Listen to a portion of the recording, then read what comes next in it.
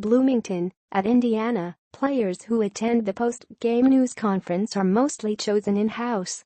With some exceptions, it is IU's media relations staff that chooses who faces the media in front of the branded backdrop at the end of the night.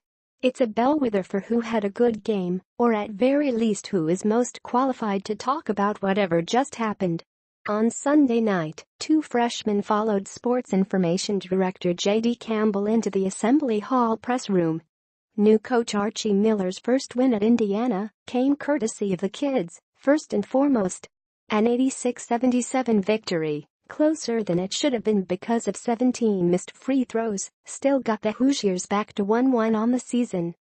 And it was made by a promising night from IU's freshmen and sophomores, who combined for 59 points, 27 rebounds and 14 assists Sunday. "These guys don't have to change, the young guys," Miller said. "They just have to do what we ask them to do." That answer was prompted by a question about a theme Miller returned to often in the summer and early fall. He said IU's freshmen in particular had an unusual leg up on the Hoosiers' older players because everyone was on the same footing.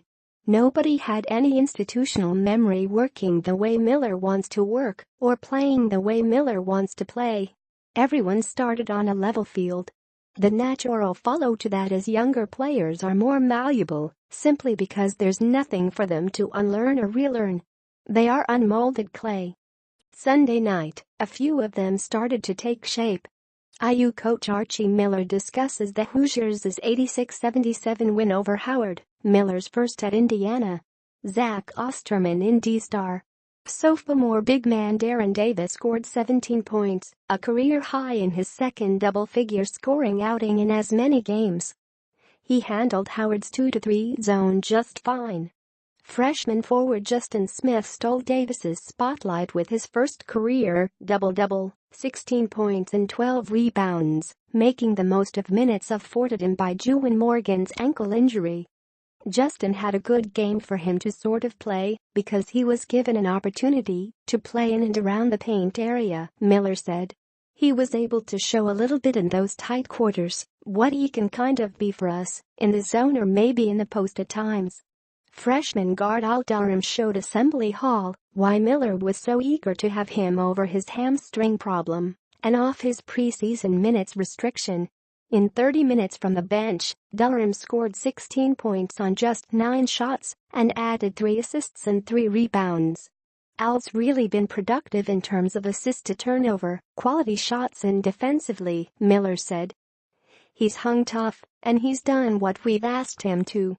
But for the most part, he's made more plays for others. Al Durham might force his way into IU's lineup as a biphoto. Al Durham might force his way into IU's lineup as a freshman this season. Photo, Matt Kreiger, Indy star. Indiana's roster has 6 scholarship juniors and seniors, but it was freshmen and sophomores that sparked the Hoosiers to life against overmatched Howard. Defeat Sunday would have been even more concerning than Friday's 90-69 loss to Indiana State, and while it was never likely, it was noteworthy that youth carried the day. Some of IU's veterans are clearly still adapting to Miller's system. Some, like Colin Hartman and now Morgan, are struggling with injuries. It isn't practical to expect freshmen and sophomores to carry this team all season. But if they are the catalyst for early success, and perhaps a needed spark for those veterans, with a brutal November-December slate intensifying Wednesday at ranked Seton Hall, then so be it. Indiana as a whole is a work in progress right now. The youngest Hoosiers might be progressing the fastest.